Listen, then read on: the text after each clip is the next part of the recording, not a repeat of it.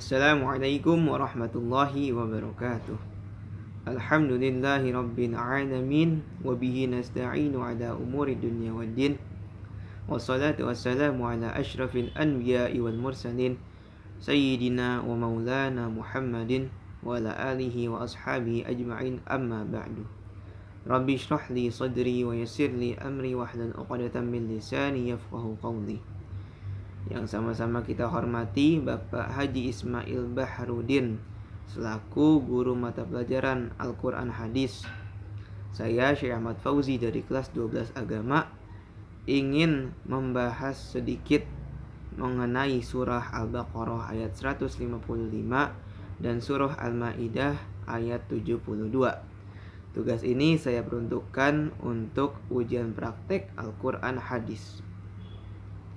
Baik, kita mulai dari surah yang pertama, yakni surah Al-Baqarah ayat 155.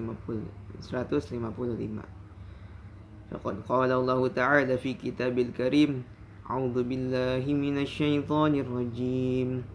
Bismillahirrahmanirrahim. وَلَنَبْلُوَنَّكُمْ بِشَيْءٍ مِّنَ الْخَوْفِ وَالْجُوعِ وَنَقْصٍ مِّنَ الْأَمْوَالِ وَالْأَنفُسِ وَالثَّمَرَاتِ وَبَشِّرِصْ صَابِرِينَ. Artinya, dan sungguhnya kami pasti akan menguji kalian dengan sedikit. وَلَنَبْلُوَنَّكُمْ بِشَيْءٍ مِّنَ الْخَوْفِ, sedikit dari ketakutan, minal khaufi, walju dan kelaparan, wa naqsim minal amwal dan kekurangan harta, wal anfusi was samarat, jiwa dan buah-buahan, wa basyiris sabirin dan bergembiralah orang-orang yang sabar. Apa maknanya? Jadi semua manusia, semua makhluk yang diciptakan oleh Allah pasti akan Allah berikan ujian atau cobaan. Adapun ujian dan cobaan ini di dalam Al-Quran pun disebutkan dengan 3 makna yang berbeda-beda. Ada yang disebut dengan musibah, ada yang disebut bala, ada yang disebut fitnah. Kita bahas satu persatu. Apa itu musibah? Musibah yaitu suatu hal yang gak enak menimpa kita, bermacam-macam, atau kita jatuh, atau kita terkena bencana, nauzubillah min dzalik, atau kita mati lampu. Suatu hal yang gak mengenakan itu musibah namanya. Musibah itu suatu cobaan yang ditimpakan pada hambanya agar lebih kuat lagi, lebih tabah lagi keimanannya, karena Allah ingin mengangkat derajat orang tersebut. Ada istilah bala. Bala itu cobaan. Cobaan gak selalu hal-hal yang gak enak buat kita. Ada hal yang enak buat kita, itu termasuk cobaan juga buat kita. Bisa berupa kesusahan atau berupa kesejahteraan, apa berupa kekayaan, kekuasaan dan lain-lain sebagainya. Bahkan kadang-kadang yang bahagia itu lebih berat buat kita, karena kadang-kadang orang yang bahagia itu lebih sering lupa sama Allah daripada orang yang kesusahan. Nauzubillah min dzalik. Jadi kalau misalkan kita bisa manfaatkan cobaan yang Allah berikan, seperti Nabi Sulaiman diberikan kekayaan yang luar biasa. Beliau bisa mengendalikan angin, bisa berbicara dan menguasai bahasa hewan dan para kaum jin lain-lain. Tapi beliau menganggap ini semua cobaan dari Allah. Maka beliau selalu bersyukur dan berhati-hati kepada Allah, maka beliau sejahtera. Namun seperti Qarun, ketika Allah coba dengan hartanya, harta yang melimpah, dia kaya raya, dia lupa kepada Allah, dia merasa ini harta kekayaan dari diri saya sendiri. Itu adalah bala. Kemudian fitnah. Fitnah adalah suatu hal yang dapat menimpa orang beriman ataupun orang yang durhaka. Orang beriman ditimpa suatu fitnah itu. Dalam hal ini bencana untuk meningkatkan derajat keimanannya, dan orang-orang durhaka sebagai teguran kepadanya.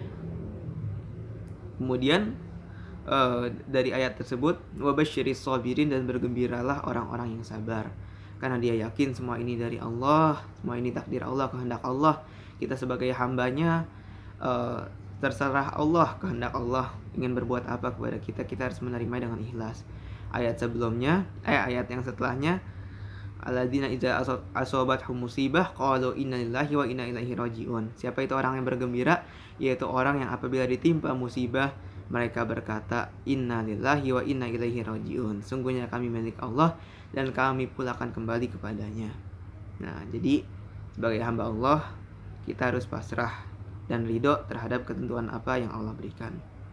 Kemudian ayat yang kedua, Allah Ta'ala fi kitabil karim, A'udzu billahi minasy syaithanir rajim. Bismillahirrahmanirrahim. Laqad kafara alladziina qalu innallaha al-masih لقد كفر الذين قالوا إن الله هو المسيح ابن مريم وقال المسيح يا بني إسرائيل اعبدوا الله ربي وربكم إنه من يشرك بالله فقد حرم الله عليه الجنة ومأواه النار وما للظالمين من أنصار. Sadaqallahul azim.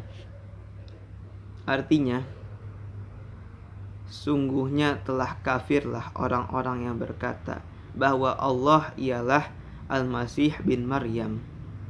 Sedangkan Al-Masih bin Maryam sendiri berkata, wahai Bani Israel, sembahlah Allah, Tuhan saya dan Tuhan kalian.